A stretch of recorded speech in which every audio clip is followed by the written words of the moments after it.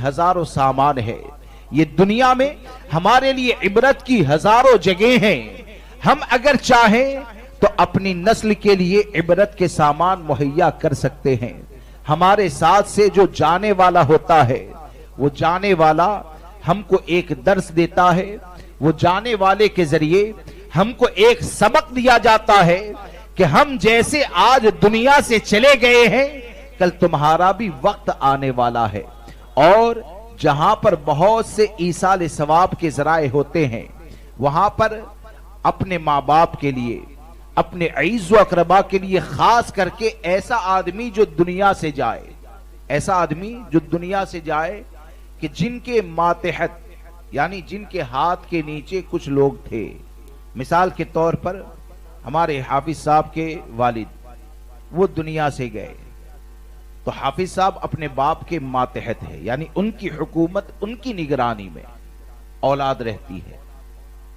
تو جب اولاد ان کی نگرانی کے اندر رہے نا تو ایصال ثواب کی ایک بہترین صورت اور ایصال ثواب کا ایک بہترین ذریعہ یہ ہے کہ جس کے باپ کا انتقال ہو جائے جس کی ماں کا انتقال ہو جائے وہ صحیح معنوں میں اپنے باپ کے احسان کو ان کی محبتوں کو یاد کرتا ہے. اپنی ماں کے احسان اور ان کی محبتوں کو یاد کرتا ہے.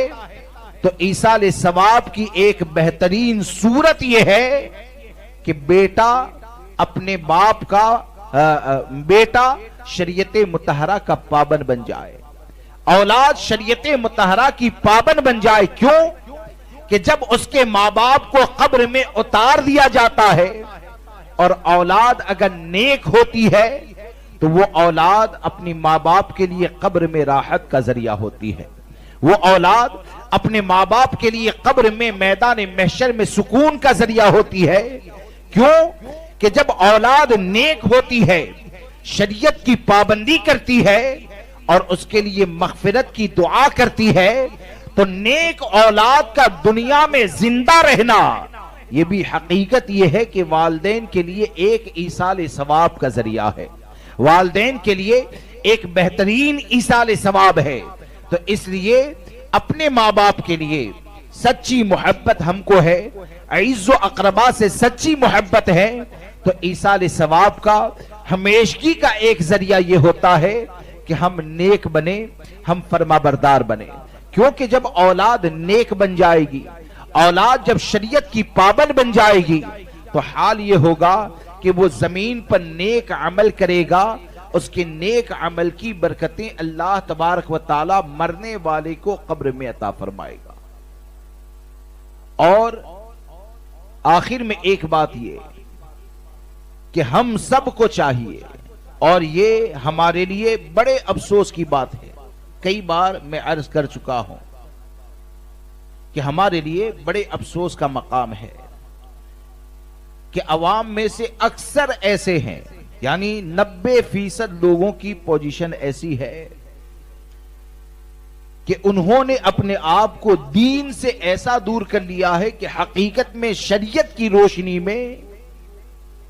کئی چیزوں میں وہ اپنے ماں باپ کے لیے ایصال ثواب کرنا چاہیں تو اس میں بھی لوگوں کے محتاج ہوتے ہیں, اس میں بھی لوگوں کے محتاج ہوتے ہیں. جیسے کہ مثال کے طور پر قرآن خوانی اگر رکھنی ہے تو علماء کو بلایا جاتا ہے نا قرآن خوانی کے لیے, حفاظ کو قرآن خوانی کے لیے بلایا جاتا ہے. کیوں بلایا جاتا ہے؟ کیونکہ اس کو خود اس چیز کا احساس ہوتا ہے کہ یا تو قرآن پڑھنا بالکل نہیں آتا ہے یا یہ کہ ہم تجوید کے ساتھ قرآن نہیں پڑھ سکتے ہیں. اب آپ سوچیں کہ جس ماں باپ نے ہمارے اوپر اتنا احسان کیا, ہم کو پروان چڑھایا اور ہم کو نہ جانے بلکہ یہ کہا جائے کہ آدمی چاہے حافظ بنے, عالم بنے, مفتی بنے, فقیہ بنے, اس کو جو کچھ بھی فضیلت ملتی ہے وہ ماں باپ کے صدقے ملتی ہے. اس کو جو بھی فضیلت ملتی, کیوں کہ ماں باپ کے ذریعے دنیا میں وہ آیا تب جا کر عالم بنا ہے. ان کے ذریعے دنیا میں آیا تب جا کر وہ عالم بنا, ڈاکٹر بنا, انجینئر بنا. یعنی بنا کب؟ جب ماں باپ کے ذریعے وہ دنیا میں آیا، تو جب ہماری ہر فضیلت یہ ماں باپ کے ذریعے ہے، تو کم سے کم ہم اتنے تو بن جائیں کہ روزانہ اگر قبر پر نہیں جا پاتے، ہفتے میں اگر قبر پر نہیں جا پاتے، تو کم سے کم ایسے بن جائے کہ کبھی گاڑی چلاتے وقت اگر ماں باپ کی یاد آ جائے، کبھی گھر کی تنہائی میں ماں باپ کی یاد آ جائے، جب ان کی وراثت میں چھوڑے ہوئے مال کو دیکھ کر ان کی یاد آ جائے، تو کم سے کم اپنے آپ کو اتنا تو بنا لیں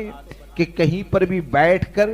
تجوید کے ساتھ الحمد شریف کی تلاوت کر کے ایصال ثواب کر پائے۔ اگر اتنا بھی اپنے آپ کو بنا لیا